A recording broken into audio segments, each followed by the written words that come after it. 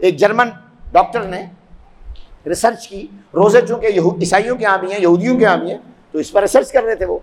उसने रिसर्च के नताइज का हासिल ये बयान किया कि पूरी कायनात में कोई और अमल, कोई इबादत, कोई परफॉर्मेंस, कोई रिचुअल, कोई इबादत, कोई पैटर्न वर्शिप का ऐसा नहीं है जो इंसान की विल पावर, कुव्वत इरादी, उसकी deep personality, deep inner personality, उसकी डीप इनर पर्सनालिटी के ट्रेड्स को इस तेजी से, इतने पावरफुल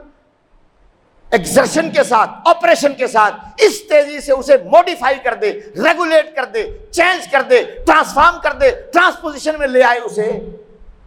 ट्रांसेंड कर दे, उसे बुलंदी पर ले जाए, उसे एलिवेट कर दे, उसे कायनात में कोई और अमल रोजे का बदल नहीं।